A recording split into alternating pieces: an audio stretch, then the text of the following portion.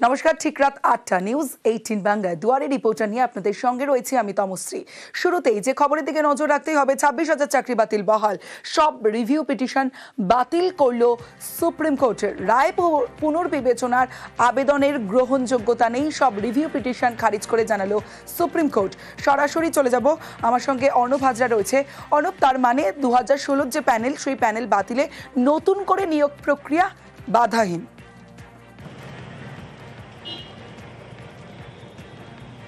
একেবারে তাই, নতুন নিয়োগ প্রক্রিয়া বাধাহীন বা নতুন করে যে আবেদন বা আশার আলো দেখছিলেন যারা চাকরি হারিয়েছিলেন তারা চাকরি হয়তো ফেরত পাবেন, অন্তত তাদের হিসেবে যে অযোগ্য তালিকা তারা মনে করছিলেন তাদেরকে বাদ দিয়ে হয়তো তাদের চাকরিটা থাকবে। অর্থাৎ 31শে ডিসেম্বর পর্যন্ত যারা কন্টিনিউ করছেন সার্ভিস, অর্থাৎ শিক্ষক পদে বিভিন্ন বিদ্যালয়ে যারা চাকরি করছেন সেই সংখ্যাটাকে হয়তো টিকিয়ে রাখা যাবে এই রিভিউ পিটিশনের মাধ্যমে, এমন একটা ধারণা তৈরি হয়েছিল। কিন্তু আজকে সুপ্রিম কোর্টের রায়ের কপি সামনে এসছে এবং এটা পুরোটাই ওপেন কোর্ট নয়, চেম্বারের মধ্যেই বিষয়টির ফয়সালা হয়েছে, নিষ্পত্তি হয়েছে। সেখানে বিচারপতি সঞ্জয় কুমার এবং বিচারপতি সতীশ চন্দ্র শর্মার বেঞ্চ এই রায়ের 4 নম্বর প্যারাগ্রাফে নির্দিষ্টভাবে জানিয়েছে সমস্ত রিভিউ বাতিল করা হলো, কেন করা হলো। সেক্ষেত্রে বলা হয়েছে যে বাগ কমিটি, অর্থাৎ কলকাতা হাইকোর্টের অবসরপ্রাপ্ত বিচারপতি রঞ্জিত কুমার বাগের কমিটির যে রিপোর্ট, সেখানকার যে সুপারিশ, এর পাশাপাশি সিবিআইয়ের যে রিপোর্ট, এছাড়া এর পাশাপাশি রয়েছে কোনো অরিজিনাল বা মিরর কোনো ওএমআরের কপি নেই। এই অবস্থায় একটা চিহ্নিত দাগি বা কলুষিত একটা নিয়োগ প্রক্রিয়া, সেই নিয়োগ প্রক্রিয়ার কোনো রিভিউ যে রায় হয়েছে সেই রায়ের ওপর আর নতুন করে কোনো রিভিউ করার মতো প্রয়োজনীয়তা নাই। একই সঙ্গে এটাও বলা হয়েছে সেন্ট্রাল স্কুল সার্ভিস কমিশন অর্থাৎ এসএসসি এবং মধ্যশিক্ষা পর্ষদ তারা হলফনামার মধ্যে যেটা স্বীকার করে নিয়েছে সুপ্রিম কোর্টের কাছে, সেটাও এই রিভিউ করার বিপক্ষে যাচ্ছে, অর্থাৎ রিভিউ করার মতো জায়গা নেই। অর্থাৎ 3রা এপ্রিল যে 26,000 চাকরি বাতিল হয়েছিল, 4টে নিয়োগ প্রক্রিয়া প্যানেল বাতিল হয়েছিল, সেই যে জায়গায় দাঁড়িয়েছিল নতুন করে রিভিউ করার সময় এসেও কোনো কন্টেন্টগত বা অন্য কোনো পার্থক্য হয়নি, কারণ ইতিমধ্যেই হলফনামায় স্বীকার করে বসেছে 2 আর্টিকেল 12 অথরিটি, এক্ষেত্রে এসএসসি বা মধ্যশিক্ষা পর্ষদ, সেখান থেকে কোনো নরণচরণ হয়নি। এই অবস্থায় এই রিভিউ সেটা বাতিল করে দিচ্ছে সুপ্রিম কোর্ট এবং এর সঙ্গে রাজ্য সরকারের আপিল, এর পাশাপাশি আরও কয়েক ডজন আপিল ছিল চাকরিহারাদের তরফে, বিভিন্ন তরফে, সেই সমস্ত আপিল একযোগে বাতিল করে দেওয়া হলো। এখন যে বিষয়টা উঠছে তমশ্রী, এটা অনেকেই জানতে চাইছে, তাহলে কি আর নতুন করে আর কোনো আইনি পথ খোলা নেই? একটা আইনি পথ রয়েছে, এরপরেও কিউরেটিভ পিটিশন করা যায়, কিন্তু সেই কিউরেটিভ পিটিশন করেও খুব বেশি লাভ হবে বলে আইনজীবীরা বলছেন না। কিন্তু আইনসঙ্গতভাবে সেই একটা পথ খোলা রয়েছে, একজন কোনো সিনিয়র অ্যাডভোকেট তিনি এই জাজমেন্টের উপরে তিনি সেটা কিউরেটিভ করা যাবে কিনা সেটা সার্টিফাই করবেন, তারপর সেটা দাখিল হয়। কিউরেটিভ হয়তো আইনগতভাবে করাই যায়, কিন্তু সেখানেও খুব একটা লাভ হবে কিনা সেটা নিয়ে সংশয় রয়েছে। তবে একই সঙ্গে এটাও ঠিক, ইতিমধ্যেই সুপ্রিম কোর্টে 3রা এপ্রিল এবং 17ই এপ্রিলের যে রায়, 17ই পরে আরও একটি যে রায় বেরোয়, এই 2 রায় মিলিয়ে ইতিমধ্যেই সেটা বাস্তবায়নের পথে হেঁটেছে এক্ষেত্রে মধ্যশিক্ষা পর্ষদ বা স্কুল সার্ভিস কমিশন, অর্থাৎ নতুন করে নিয়োগ প্রক্রিয়া। এবং সেই নিয়োগ প্রক্রিয়া 7 এবং 14ই সেপ্টেম্বর 2 দফায় পরীক্ষা হবে এবং এই পরীক্ষা যখন হচ্ছে, যেখানে এসএসসি তারা আদেশ মেনেই কাজ করছে, কাজেই রিভিউ করার যে গ্রহণযোগ্যতা সেটা নেই বলে সুপ্রিম কোর্ট মনে করছে, তাই এটাকে বাতিল করা হলো। অর্থাৎ 4টে বিষয়, এক হচ্ছে বাগ কমিটির ফাইন্ডিংস বা সুপারিশ, 2 সিবিআইয়ের তদন্তের অগ্রগতি রিপোর্ট, সেখানকার বিভিন্ন নথি, অর্থাৎ যেখানে ওএমআর কারচুপির বিষয়টি প্রথম সামনে আসে।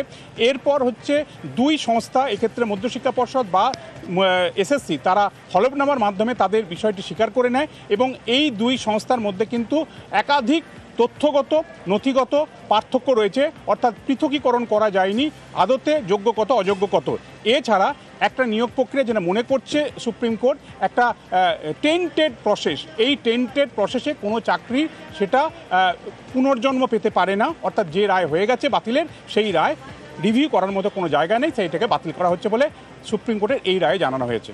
তমশ্রী। বেশ অর্ণব। মহামান্য বিচারপতি সঞ্জয় কুমার এবং মহামান্য বিচারপতি সতীশ চন্দ্র শর্মার বেঞ্চ একেবারে চেম্বারেই সেটা বাতিল করে দিয়েছেন এবং রিভিউ পিটিশন ডিসমিস করেছেন। তার কারণ হচ্ছে বাগ কমিটির রিপোর্ট এবং সিবিআই তদন্ত থেকে পরিষ্কার হয়েছে যে এই গোটা নিয়োগ প্রক্রিয়ায় কীভাবে দুর্নীতি হয়েছে।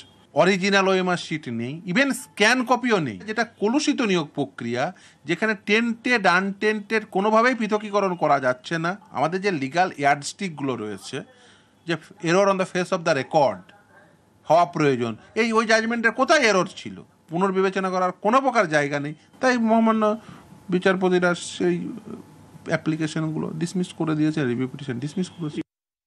180 থেকে 200টা বিচার মানে রিভিউ পিটিশন ফাইল হলো। সেই রিভিউ পিটিশনের ফাইল হওয়ার পর সেই রিভিউ পিটিশনে উনি লিখছেন আনটেন্টেডদের জন্য এটা হৃদয় বিদারক। তিনি কি বলছেন যে প্রসেসটা আবার প্রথম থেকে ঠিক করে করতে হবে। তো প্রসেসটা ঠিক করে যে করতে হবে, প্রসেসটা যে ভুল বা ঠিক সেই ব্যাপারে কোনো আর্গুমেন্ট উনি করতেই দিলেন না প্রথম দিন, এবং আজকে এতগুলো রিভিউ পিটিশনে পর্যন্ত খারিজ করে দিলেন। এবং সেখানে বলছেন যে আমি প্রোটেকশন দিয়েছি এদেরকে, কি না এজ রিল্যাক্সেশন দিয়ে আবার পরীক্ষায় বসতে দিয়েছি, পুরনো চাকরিতে ফেরত দিতে চেয়েছি। এই ধরনের যে একটা নক্কারজনক জাজমেন্ট, এটা কোনো মানুষে দিতে পারে না। হিঙ্গলগঞ্জ পুলিশের জালে রোহিঙ্গা, বাংলাদেশ জলসীমান্ত দিয়ে দুয়ারে রিপোর্টারে এবার যে খবরের দিকে নজর রাখবো। হিঙ্গলগঞ্জ পুলিশের জালে রোহিঙ্গা, বাংলাদেশ জলসীমান্ত দিয়ে রোহিঙ্গা অনুপ্রবেশ, কক্সবাজার ডিটেনশন ক্যাম্প থেকে হিঙ্গলগঞ্জ। কিন্তু কিভাবে জানবো, সরাসরি চলে যাব, আমার সঙ্গে অনুপম সাহা রয়েছে। অনুপম, কিভাবে?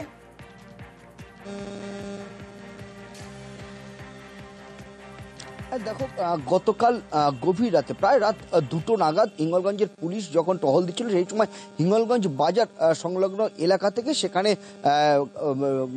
নূর ফতেমা বলে এই মহিলাকে, রোহিঙ্গা মহিলাকে গ্রেপ্তার করে পুলিশ। এবং তারপরে তাকে জিজ্ঞাসাবাদ করে প্রথমে সে কিন্তু যেটা বলেছিল যে সে বাংলাদেশ থেকে পার হয়েছিল, সে বাংলাদেশের বাসিন্দা।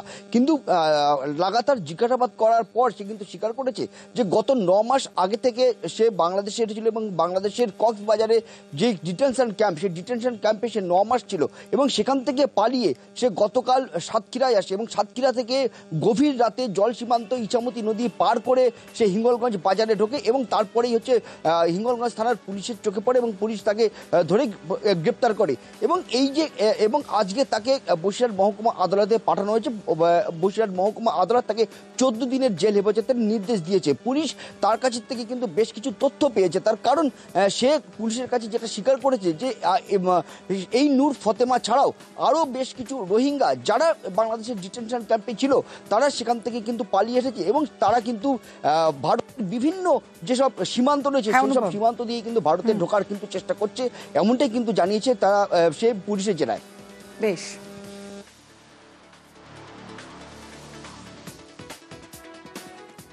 নেপালিতে কথা বলতে বাধা, বিচারকের মন্তব্যে ক্ষুব্ধ আইনজীবীরা। মংপো আদালতে কর্মবিরতি আইনজীবীদের, বিচারকের পদ থেকে অপসারণের দাবি। সরাসরি চলে যাব, আমার সঙ্গে আমার প্রতিনিধি রয়েছে, কথা বলবো প্রতিনিধি পার্থর সঙ্গে। পার্থ, এই যে আইনজীবীদের আপত্তি কেন?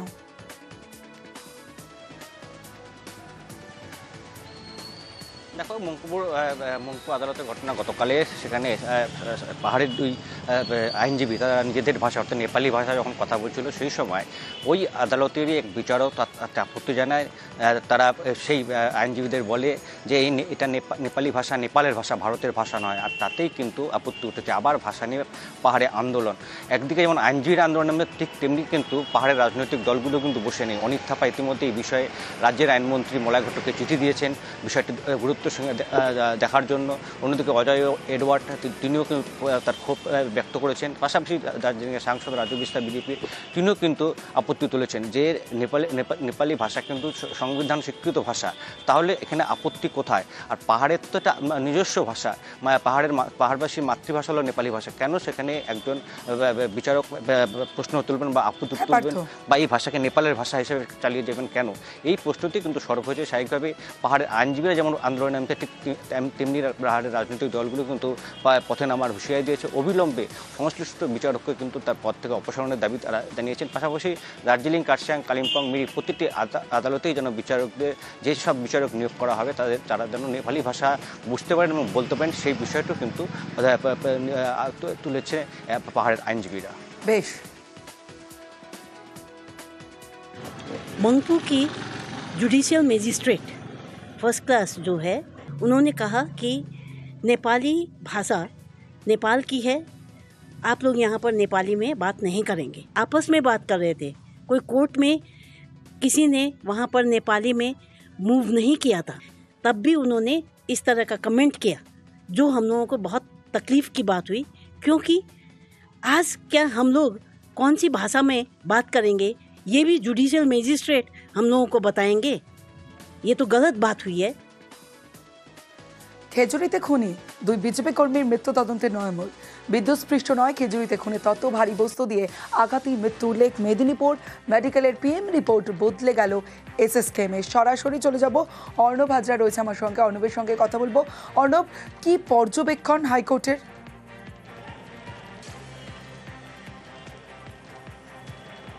দেখো, বিচারপতি তীর্থঙ্কর ঘোষ বলছেন দুটি সরকারি হাসপাতাল, 2 হাসপাতালের মৃত্যুর ময়নাতদন্তের যে রিপোর্ট, সেই রিপোর্ট কিভাবে এত পার্থক্য হতে পারে। খেজুরির বিজেপি কর্মী তাদের মৃত্যু হয়েছিল এবং সেক্ষেত্রে প্রাথমিক ময়নাতদন্তের রিপোর্ট যেটা মেদিনীপুর মেডিকেল কলেজ বলেছিল যে বিদ্যুৎপৃষ্ট হয়ে মৃত্যু হয়েছে বিজেপি কর্মীর। দ্বিতীয় ময়নাতদন্তের আবেদন রাখে পরিবার। কলকাতা হাইকোর্টের ডিভিশন বেঞ্চের নির্দেশে দ্বিতীয়বার ময়নাতদন্ত হয় এবং সেই ময়নাতদন্তে দেখা গেছে যে রিপোর্ট আজ বিচারপতি তীর্থঙ্কর ঘোষের কাছে এসে পৌঁছেছে, সেই রিপোর্টে কিন্তু দেখা যাচ্ছে সম্পূর্ণ উল্টো কথা বলছে। সেখানে বিদ্যুৎপৃষ্ট নয়, যে আঘাতের চিহ্নগুলি ছিল সেই আঘাতের চিহ্নগুলি স্পষ্টভাবে দেখা যাচ্ছে সেখানে ভারী কিছু দিয়ে আঘাতের চিহ্ন। এটাই বিচারপতি বলছেন যে মামলা তদন্ত করছিল এক্ষেত্রে খেজুরি পুলিশ, সেই তদন্ত ভার অন্য কাউকে দিতে হবে এবং আদালত প্রাথমিকভাবে মনে করছে কলকাতা পুলিশের হোমিসাইডকে দিয়ে তদন্ত করানোর কথা। এবং বিচারপতি এটাও বলছেন যে ফরেনসিক অফিসাররা মেদিনীপুর মেডিকেল কলেজে এই ধরনের একটা ময়নাতদন্তের রিপোর্ট দিলেন, তাদের বিরুদ্ধে কেন হাইকোর্ট পদক্ষেপ করবে না, তাদের বিরুদ্ধে কেন শোকজ করবে না, যে এই ধরনের সম্ভবত টেন্টেড একটা ইনভেস্টিগেশন বা তার অফিসারদের মিসলিড, বিভ্রান্তি করে এই একটা ময়নাতদন্তের রিপোর্ট তৈরি করা হয়েছে। অর্থাৎ মেদিনীপুর মেডিকেল কলেজ, সরকারি হাসপাতালের মেডিকেল কলেজের এই ময়নাতদন্তের রিপোর্ট তা একেবারে উল্টো, অর্থাৎ মারধরের মৃত্যু হয়েছে যেখানে খুনের তথ্য সামনে আসছে।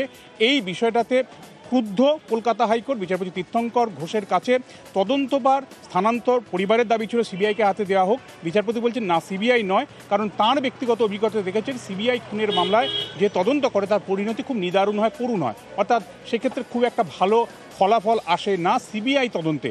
সেক্ষেত্রে কলকাতা পুলিশের হোমিসাইডকে তিনি তদন্ত করতে চান, কিন্তু সেই তদন্ত স্থানান্তর নিয়েও রাজ্যের একাধিক আপত্তি রয়েছে।